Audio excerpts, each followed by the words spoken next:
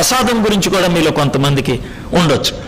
Young people అడుగుతారు ఈ ప్రశ్న, మీ చర్చికి వచ్చి మేము మీరు పెట్టిని తింటున్నాం కదా, మరి మా గుళ్ళో పెట్టిని ఎందుకు తినరు మీరు అని. మాకు అక్కడే కాలిపోతుంది వీళ్ళని చూస్తుంటే, మాకు అక్కడే చిరాకు వస్తుంది వీళ్ళని చూస్తుంటే, మాకు అక్కడే అసహ్యంగా అనిపిస్తుంది వీళ్ళని చూస్తుంటే అని చెప్పేటువంటి సహోదరులు కూడా ఉన్నారు. అయితే మేము పెట్టే పలహారం ఉంది చూసారా, అది మామూలు, అది పూజదేం కాదు. కొంచెం కాసింత బూందీ, కార బూందీ, టీ కూడికలు పెట్టుకుని కార బూందీని ఏమని చెప్పి పంచుతారు, పలహారం అని పంచుతారు. ఎక్కడి నుంచి వచ్చింది పలహారం? అది దేవుడిదండి, ఇది దేవుడి పలహారం. కార బూందీ దేవుడి పలహారం. దేవుడు ఏమైనా ఎంగిల్ చేసి ఇచ్చాడా నీకు? కొట్టుమే కొనుక్కు తెచ్చుకున్నావు 2 కేజీలు, వచ్చిన వాళ్ళకి అందరికీ పేపర్లో గుప్పుడు పోసేసావు. టీ పాలు కూడా కేంద్రం దగ్గర కొనుక్కు తెచ్చుకున్నావు. టీ పొడి వేసేసావు, చక్కెర వేసేసావు, టీ తయారు చేసావు, ఒక్కొక్కడికి ఒక గ్లాస్ ఇచ్చేసావు. ఇంకా గొప్ప విచిత్రం ఏంటంటే కొంతమంది మరియమ్మ బొమ్మ ముందు, యేసుక్రీస్తు బొమ్మ ముందు కూడా పెడుతుంటారు. ఆ పెట్టి పలహారం కళ్ళు కత్తుకుంది అంటే అందులోకి ఏమైనా పవిత్రత వచ్చేసిందా? కొట్టు మీద ఉన్నట్టే ఉందా? దేవుడి ముందు పెడితే దేవుడు తినేసాడా దాన్ని? ఆయన ఏమైనా ఎంగిల్ చేశాడా? టేస్ట్ చూసాడా? నువ్వు ఉప్పు చూసినట్టు కూర వండేటప్పుడు ఉప్పు చూస్తుంటారు కదా, కొంచెం గరిటతో తీసుకుని చేతి మీద వేసుకుని నాకి చూస్తుంటారు. అలా ఏమైనా ఉప్పు చూశాడా? టేస్ట్ చూశాడా? ఏం లేదే. అది పలహారం. అది మేము పెడతాం, మీరు తింటారు. మీ గుడికి వచ్చినప్పుడు మీరు పెట్టిన మేము తినం. ఎందుకో చెప్తాను. 1 కొరింథీ పత్రిక 11వ అధ్యాయము 23వ వచనము నుంచి ఇలాగు రాయబడి ఉంది, నేను మీకు అప్పగించిన దానిని ప్రభువు వలన పొంది తిని, ప్రభు అయిన యేసు తాను అప్పగింపబడిన రాత్రి ఒక రొట్టెను ఎత్తుకుని కృతజ్ఞతాస్తుతులు చెల్లించి దానిని విరిచి, ఇది మీ కొరకైన నా శరీరము, నన్ను జ్ఞాపకము చేసుకున్నటకై దీనిని చేయుడని చెప్పెను. ఆ ప్రకారమే భోజనమైన పిమ్మట ఆయన పాత్రను ఎత్తుకుని, ఈ పాత్ర నా రక్తము వలనైన క్రొత్త నిబంధన, మీరు దీని నుండి త్రాగునప్పుడెల్లా నన్ను జ్ఞాపకము చేసుకున్నటకై దీనిని చేయుడని చెప్పెను. మీరు ఈ రొట్టెను తిని ఈ పాత్రలోని త్రాగునప్పుడెల్లా ప్రభువు వచ్చు వరకు ఆయన మరణమును ప్రచురించుదురు. కాబట్టి ఎవడు అయోగ్యముగా ప్రభువు యొక్క రొట్టెను తినునో లేక ఆయన పాత్రలోని త్రాగునో వాడు ప్రభువు యొక్క శరీరమును గూర్చి రక్తమును గూర్చి అపరాధియగును. కాబట్టి ప్రతి మనుష్యుడు తన్ను తాను పరీక్షించుకొనవలెను, అలాగూ చేసి ఆ రొట్టెను తిని ఆ పాత్రలోని త్రాగవలెను. ప్రభువు శరీరమని వివేచింపక తిని త్రాగువాడు తనకు శిక్షావిధి కలుగుటకే తిని త్రాగుచున్నాడు. ఇందువలననే మీలో అనేకులు బలహీనులను రోగులను నయ్యున్నారు, చాలా మంది నిద్రించుచున్నారు. ప్రతి విశ్వాసానికి, ప్రతి మతానికి కొన్ని ప్రాముఖ్యమైనవి, అతి పవిత్రమైనవి ఉంటాయి. మా చర్చిలో కూడా అతి పవిత్రమైనది ఒకటి ఉంది. ఆ అతి పవిత్రమైన దాన్ని ఇంగ్లీష్లో కమ్యూనియన్ అంటాం, తెలుగులో బల్ల అంటాం. అయితే ఆ బల్ల కార్యక్రమంలో మేము రొట్టె, ద్రాక్షరసం ఇస్తాం. ఆ ఇచ్చే ఆయన చాలా స్పష్టంగా చెప్తాడు, ఇది ఎవడ పడితే ఆవిడ తీసుకోకూడదు, బాప్తిసం తీసుకొని మారుమనసు పొందిన వాళ్ళే తీసుకోవాలి, వాళ్ళు కూడా బాగా ప్రార్థన చేసుకొని తీసుకోవాలి, తేడాగా తీసుకుంటే నువ్వు పోతావు అని కూడా చెప్తారు. అంత స్పష్టంగా ఉంటుంది. కాబట్టి అది పొర్రపాటును కూడా మీకు ఇవ్వం.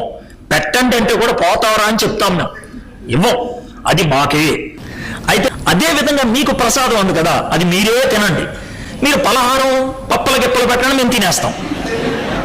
అర్థంటే ఈ డిఫరెన్స్ తెలుసుకుంటే కనుక మీకు మాకు గొడవ ఉండదు. మా ప్రసాదం మాకే, మా ప్రసాదాన్ని మేము బల్లా అంటాం, మా ప్రసాదాన్ని మేము కమ్యూనియన్ అంటాం. మీ ప్రసాదం మీకే, మీ ప్రసాదం మాకొద్దు, మా ప్రసాదం మీకు పెట్టం. విగ్రహార్పితం తినటం అనేది రైట్ కాదు, అది యెజబెలు బోధ అని ప్రకటన గ్రంథము 2వ అధ్యాయము 20వ వచనం నుంచి చదివితే, నీ మీద తప్పు ఒకటి నేను మోపవలసి ఉన్నది, ఏమనగా తాను ప్రవక్త్రినని చెప్పుకొనుచున్న యెజబెలను స్త్రీని నీవు ఉండనిచుచున్నావు, జారత్వము చేయుటకును విగ్రహములకు బలి ఇచ్చిన వాటిని తినుటకును, విగ్రహములకు బలి ఇచ్చిన వాటిని తినుటకును అది నా దాసులకు బోధించుచు వారిని మోసపరచుచున్నది. విగ్రహార్పితం తినడానికి ఒకని బోధ ప్రోత్సహిస్తుంది అంటే అది డేంజర్, అది మోసపరచు బోధ అని క్లియర్ గా చెప్పేశాడు. ఇది దేవతలకు అర్పించినటువంటి భోజనం తినమంటే నేను తినం. ఎవరైనా నాకు ఏదైనా పదార్థం తీసుకొచ్చి ఇస్తే నేను తినేస్తానండి. ఎందుకంటే వాడు ఎక్కడ పెట్టాడో నాకు అనవసరం, ఎక్కడ పెట్టాడేమో నాకు అనవసరం అండి. నేను పిచ్చి లాజిక్ లేని చూడను. ఇది దేవుడి సృష్టి కాబట్టి నేను తినేస్తానండి. దేవుడి సృష్టి అండి, నేను తినేస్తానండి.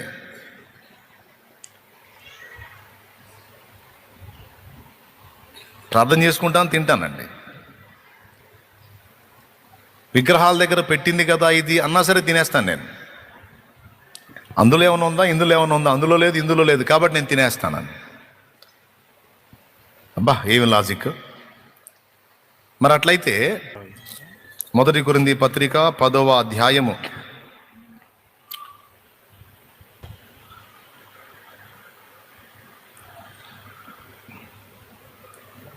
18వ వచనం నుంచి చదువు. శరీర ప్రకారమైన ఇశ్రాయేలును చూడుడి, బలి అర్పించిన వాటిని తినువారు బలిపీఠముతో పాలువారు కారా? ఇక నేను చెప్పున్నదేమి? విగ్రహార్పితములో ఏమైనా ఉన్నదని అయినను విగ్రహములలో ఏమైనా ఉన్నదని అయినను చెప్పేదనా? లేదు గాని. అంతవరకు తీసుకొని విగ్రహముల్లో ఏమీ లేదు, విగ్రహార్పితములో కూడా ఏమీ లేదు అని పౌలే అన్నాడు కాబట్టి ఏమి ఉండదు ఇక తీసుకుంటే.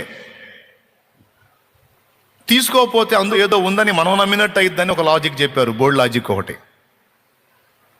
ఈ లాజిక్ని చూపించి తీసుకోపోతేనే అందులో ఏదో ఉందని మనం నమ్మినట్టు అయింది, తీసుకుంటే అందులో ఏమీ లేదని మనం నమ్మినట్టు అయింది. కాబట్టి అందులో ఏమీ లేదని మనం నమ్ముతున్నాం కాబట్టి తీసుకోవచ్చు.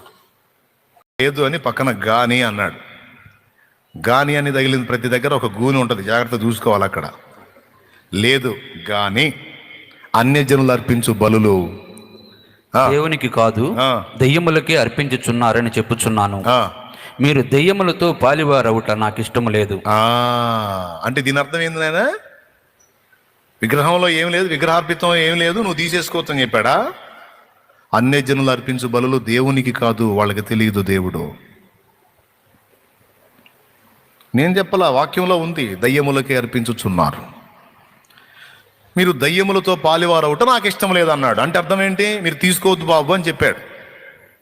అపోస్తల కార్యములు 15వ అధ్యాయము 19వ వచనం 28వ వచనం త్వరగా చూడు.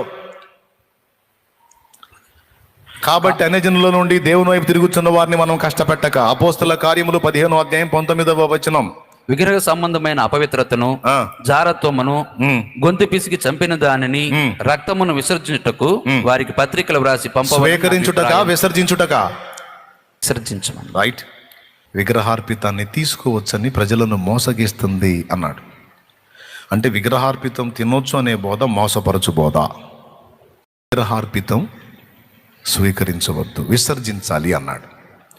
ఇన్ని వచనాలు స్పష్టంగా విసర్జించు, స్వీకరించవద్దు, అది దేవుని పాత్ర కాదు, అది మోసపరచు బోధ అని ఇన్ని వచనాలు చెబితే ఏం కాదండి, తినొచ్చు, విగ్రహార్పితం తినొచ్చు, ఏం కాదు అని ఒకడు బోధిస్తుంటే వాంతో ఎలా ఏకీభవించాలండి? అలాంటి మనం అవాయిడ్ చేయాలి. We have to avoid the things that come between us and God, but otherwise it is only a culture, it doesn't matter. కానీ వాస్తవానికి వాళ్ళు కూడా చాలా సమయాల్లో ఎవరైనా ఏదైనా పెడితే తినరు. కార్తీక మాసంలో చాలా మంది వనభోజనాలకు వెళుతూ ఉంటారు. వనభోజనాల కంటే కుల వనభోజనాలు, ఫ్రెండ్స్ వనభోజనాలు, గార్డెన్ పార్టీస్. సో ఇలాంటి పార్టీస్ జరుగుతూ ఉంటాయి. ఈ కార్తీక మాసంలో ముఖ్యంగా చాలా మంది హైందవ సోదరులు కూడా మాంసాన్ని తినరు, అంటే నాన్ వెజ్ తినరు. ఓన్లీ ఏం తింటారు? వెజిటబుల్ ఐటమ్సే తింటారు. ఈ టైంలో మీరు తీసుకెళ్ళి నాన్ వెజ్ పెట్టారు అనుకోండి, లేదా ఈ టైంలో మీ ఇంటికి ఫంక్షన్కి పిలిచి నాన్ వెజ్తో భోజనం పెట్టారు అనుకోండి, ఏమైంది తినమంటారు. అప్పుడు మరి మీరు ఇదేంటిది, మీ ఇంటికి వచ్చి మీరు పెడితే మేము తింటాం, మీరు ఎందుకు తినరు అంటే అది కరెక్ట్గా తప్పది. ఎందుకంటే అది వాళ్ళ విశ్వాసం, మనం గౌరవించాలంతే. అది వాళ్ళ విశ్వాసం. అంతెందుకు చాలామంది మాలధారణ చేస్తూ ఉంటారు. హైందవ సోదరులు చాలామంది మాలధారణ చేస్తూ ఉంటారు. ఆ టైంలో వాళ్ళు కూడా నీసు ముట్టుకోరు, నాన్ వెజ్ తినరు. నాన్ వెజ్ తినడం మాత్రమే కాదు, ఎవడు పడితే వాడు వండింది కూడా తినరు. వాళ్ళు ప్రత్యేకంగా ఒక మనిషిని పెట్టుకుని వండించుకొని తింటారు. వాళ్ళ నిష్ట చేసినంత కాలం కూడా ఎవడు పడితే వాళ్ళు తినరు. ఇంకా గొప్ప విచిత్రం ఏంటంటే ఎవడు పడితే వాళ్ళని ముట్టుకొని ఎవరు కూడా, నువ్వు టచ్ చేయకు, నన్ను దూరంగా ఉండంటారు. ముట్టుకోవద్దు నన్ను, నేను స్నానం చేసి వచ్చేసా, స్నానం చేసి మళ్ళీ ఇప్పుడు నువ్వు ముట్టుకున్నావు అంటే మళ్ళీ వెళ్ళి స్నానం చేయాలి. సో నువ్వు దూరంగా ఉండు, దూరం జరుగు అంటారు. సో ఇది కూడా మెయింటైన్ చేస్తారు వాళ్ళు. టచ్ చేయొద్దు అంటారు, ఆ డిస్టెన్స్ మెయింటైన్ చేస్తారు. సో ఈ డిస్టెన్స్ మెయింటైన్ చేయడం అనేది వాళ్ళ విశ్వాసం. సో దాన్ని ఎవడు కూడా ఇదిగో మరి నువ్వెందుకు ఇలా చేసావని ప్రశ్నించకూడదు, ఎందుకంటే అది వాళ్ళ విశ్వాసం, అది వాళ్ళ విశ్వాసం. అలాగే క్రైస్తవులు కూడా కొన్ని తినడం మానేస్తే అది వాళ్ళ విశ్వాసం, అది వాళ్ళ విశ్వాసం. నువ్వు చెడ్డ త్రోవలో ఉన్నావు, నేను నిన్ను ప్రేమిస్తున్నా కాబట్టి నిన్ను సరి చేసుకోమని చెబుతున్నా. పగవాడు లెక్కలేనన్ని ముద్దులు పెట్టును, ప్రేమించువాడు చెంపదెబ్బ. ఎస్, నేను నిన్ను లవ్ చేస్తున్నాను కాబట్టి నీ తప్పును సరి చేసుకోమని చెప్తున్నా నేను.